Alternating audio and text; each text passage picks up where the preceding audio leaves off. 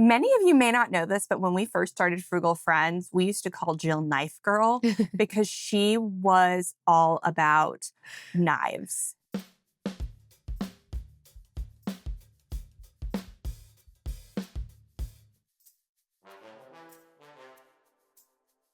Welcome to the Sunday Reset. I'm Jen. I'm Jill. And today we are talking about food, and more food. Every week we share a weekly money move that you can do that week to organize and optimize your finances. And if you want to see all of our money moves in one place, follow @Weekly Money Move on Instagram or sign up for our friend letter in the link below. And we will send you that money move to your inbox for free every single Monday. But we're also talking about it here. So this week's money move was to track your food. How did it go? I have been tracking my food for a while. Not every day, but meal planning definitely helps me with the tracking. So officially tracking, I found that I don't drink enough water and I don't eat enough protein and I don't stop eating when I'm full. So really interesting things. So here's how, right. So here's how that impacts my spending is that I find that I'm buying snacks because I'm a snacky girl.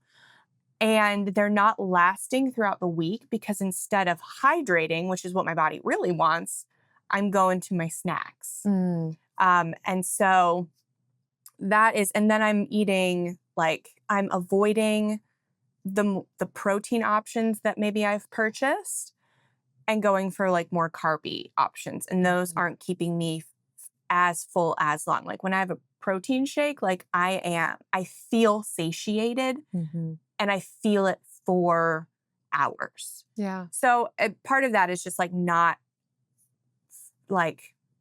just being lazy.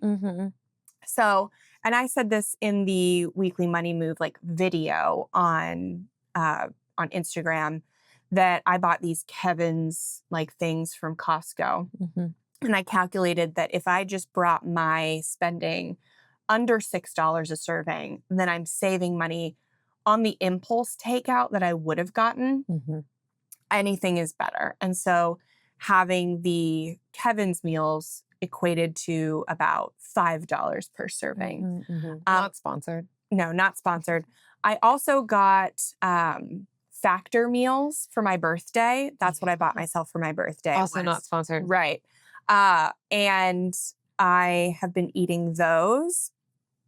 They're okay.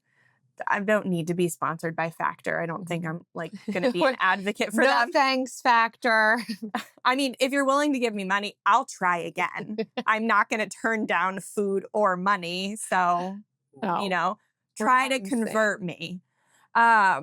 But I got it with a 60% off coupon that brought the meals down to $5 a serving. So for me, I'm just doing one box. Still made sense. Yeah. So that was when I previously did my calculations, and just from observing, that's what I got out of the whole experience. Yeah, part of the reason for tracking spending and one of the prompts we give in our video that we release on Instagram @Weekly Money Move is to figure out what you're paying per serving. So that's what you're talking about here, and identifying kind of what's the top end of the spectrum that I'm spending and what are the ways that I can get my spending below that.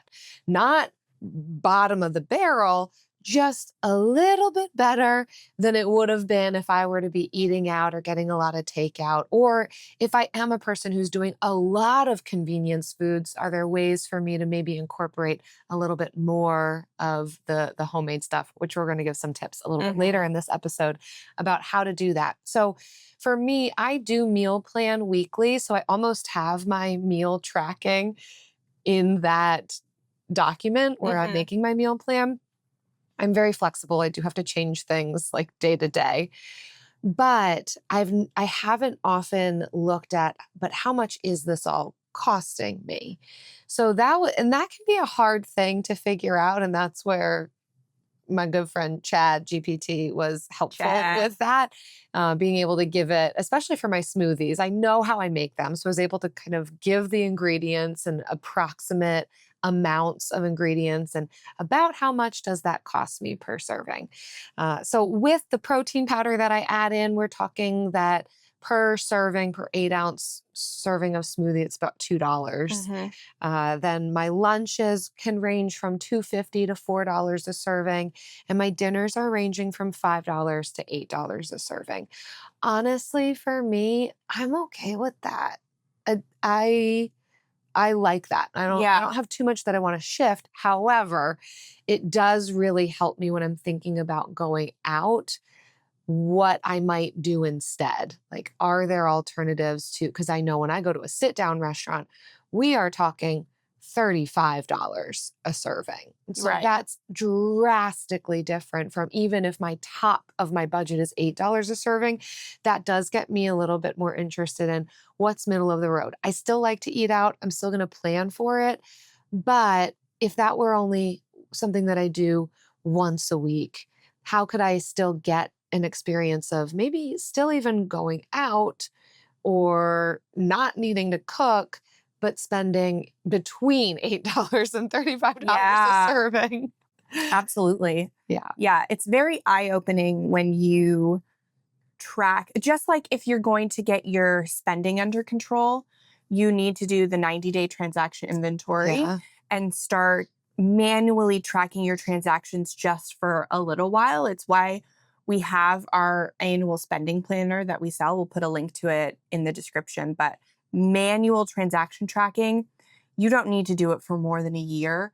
But having something where you can track manually is a lifesaver. It's the thing that puts you in tune with your spending the most.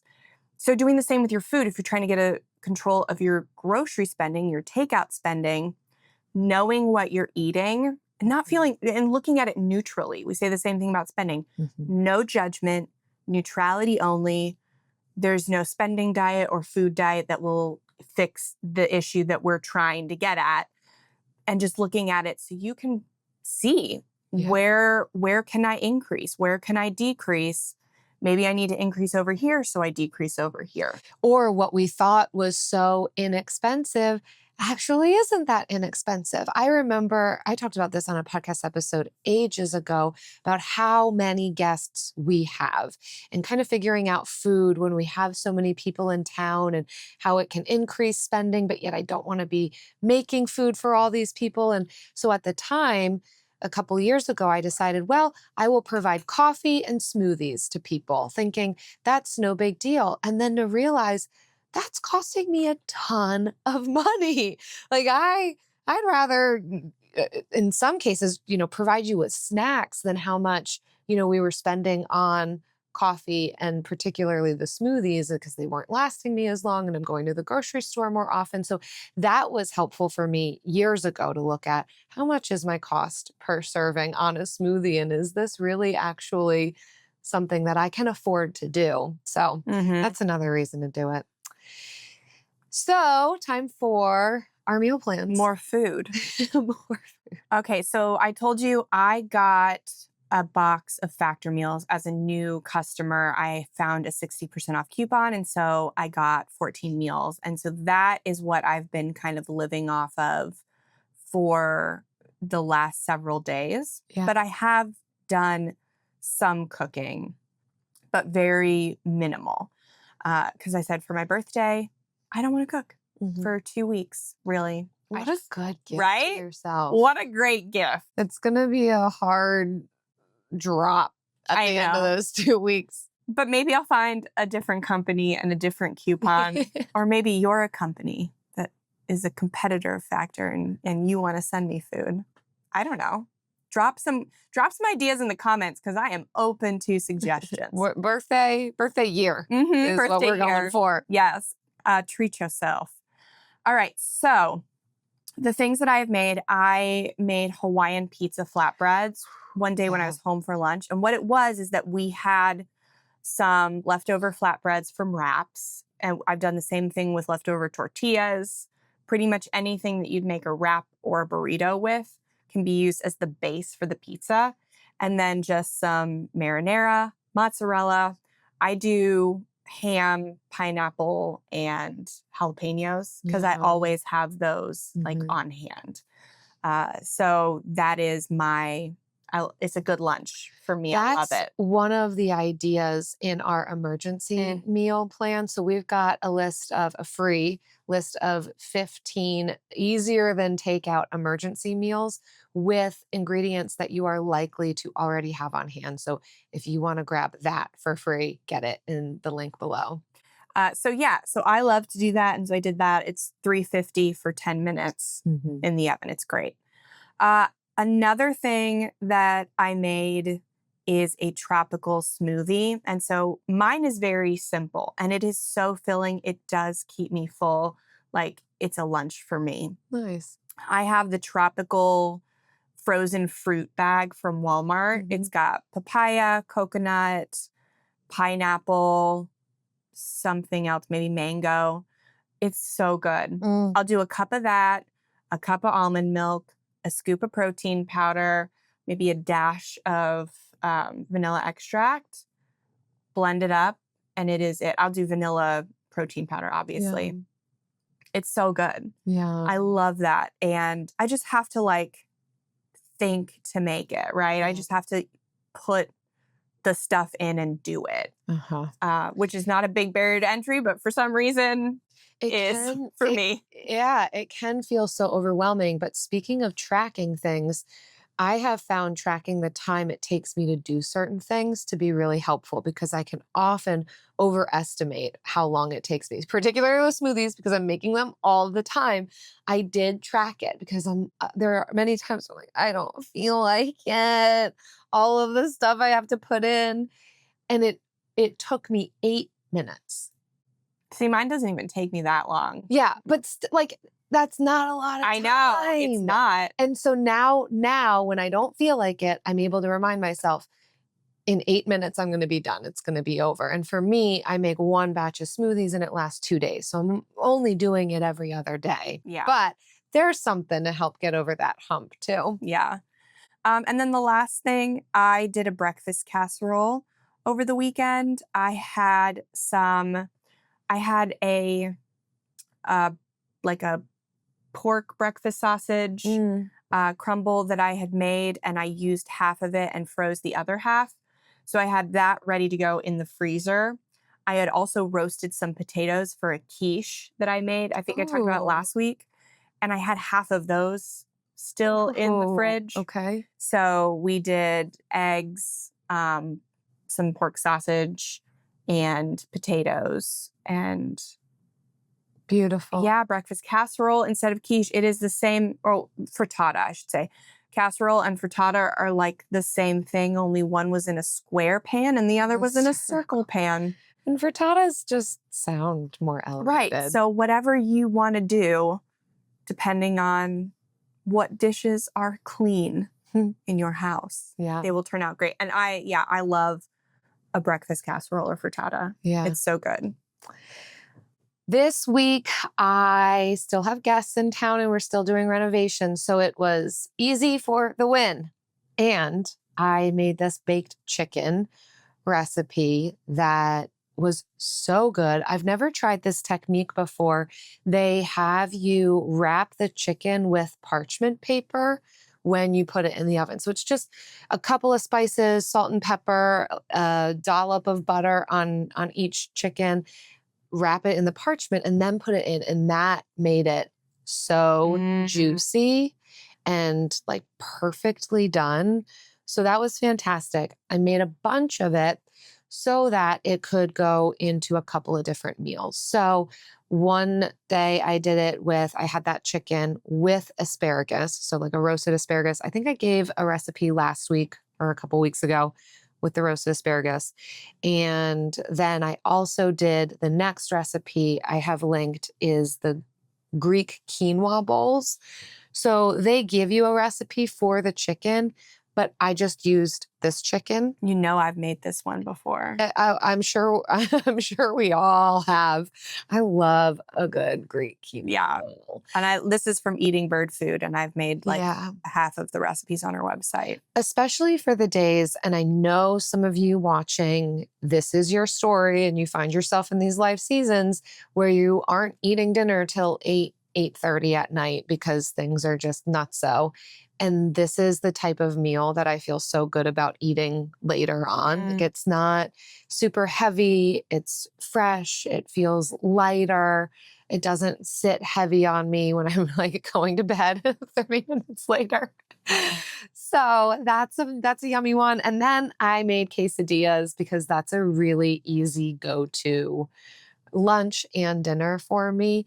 You can obviously dress up a quesadilla however you want. I didn't happen to have any more of this leftover chicken, but if I did, I would have thrown that in there. You can throw a can of beans in there, peppers, onions, whatever. I just did cheese and sour cream. The way I do like to dress it up is with pickled jalapenos. You already know me. Pickled I jalapenos. love pickled jalapenos. We should do a jalapeno themed meal plan Ooh, 1 week where we just that. put jalapenos in everything. And everything. What if we started theming our meal plans? What if you gave us recommendations in the comments, like use this one ingredient throughout all of your recipes Ooh, next I like week? that. Challenge us. And we challenge ourselves to use that. Keep us on our toes. But not like a crazy obscure ingredient, because I'm not going to go buy an ingredient. Yeah, don't be like dragon fruit. Make all your meals out of it. Yeah, but pickled jalapenos, I could put that in every meal. I could find a way to use that. Yeah, you tell us. How can we be most helpful to you? Okay. And how can you challenge us the most? What would be most entertaining for you to watch? Speaking of being helpful to you, listener question. Yes. All right. So this week's listener question is, besides meal planning and sticking to the grocery list, what else can I do to save money on food? So you've clearly watched our episodes and listened to Frugal Friends clearly. Yeah, I know all about this stuff. Well, dang it. Yeah. But we love talking about this. Yeah. Those are the heavy. So it's 80-20, right? When somebody asks us, how do you save money on food? 80% of it is meal planning, creating a grocery list, and then sticking to it and following through with the meal plan. That's 80%. Yeah. But there are 20%, out there extras. Yeah. And we found that knowing your way around the kitchen, having a set of some basic skills and understanding of how to put food together in a way that's tasty can also really help us feel more confident and maybe not be making just random things, but have a little bit more cohesion and then finding the hacks along the way. So we want to give you 6 skills that we think can be really helpful in the kitchen for reducing some of the money that we spend on food. And the first is knife skills. Many of you may not know this, but when we first started Frugal Friends, we used to call Jill Knife Girl because she was all about knives. Yeah, there was a time when I was living in my RV, this is when I think it was born, that I found 2 knives that I loved because I did not have a big kitchen. We lived in 170 square feet, so I needed to be so minimalist, and the things that I had needed to be very quality, and I could not have quantity. And I found these 2 knives that worked for everything. They were sharp, they were beautiful, and I just got so obsessed with them. Also, there's an SNL skit about knife skills with Will Ferrell and Ryan Gosling. I do not know that. Yes, called Knife Skills. Are we allowed to link it? Yeah, I'm sure we can. Okay, I'll link to that too. It's very funny. So all of this combined makes us really love knife skills, but truly this can make a big difference in the amount of time that we're spending in the kitchen, or even our aversion to buying whole produce versus the pre-chopped stuff. Don't get us wrong. We don't mind paying for convenience every once in a while if it makes sense for us. But if our primary goal is to save money, then buying the produce as is and cutting it up ourselves is going to be the less expensive option. And the barrier to entry for that decreases when we feel like we understand how to chop something up, we can do it quickly and efficiently, and we have the knives that are going to help us do that, which actually we do have knife recommendations in our Amazon storefront. We'll link that too. Yeah.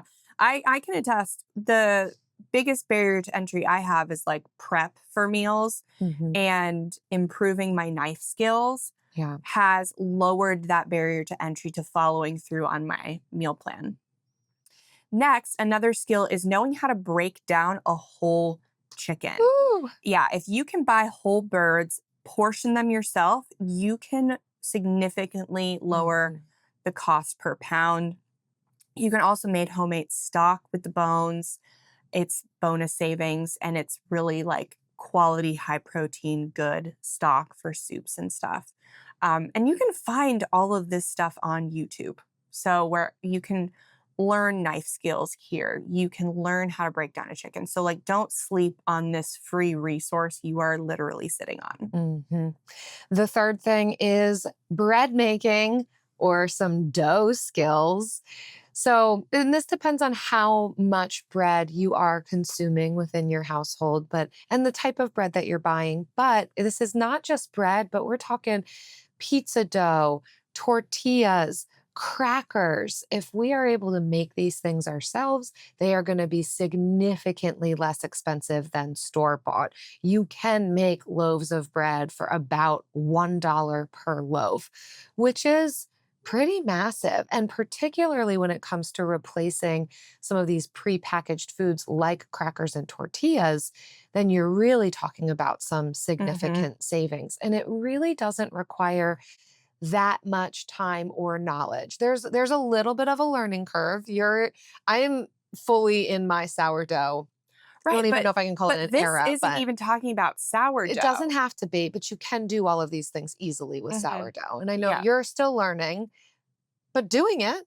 I did try it once. Okay. And it did take time. Like, it was a little time intensive for me, at least in this season of my life. Uh-huh. But I've made bread, I've made pizza dough, I've made tortillas, and you don't have, it's not the same process as sourdough. You Yeah. can do it like very quickly. And even if you're going to go with yeast, yeast isn't that hard to work with. You buy the packets.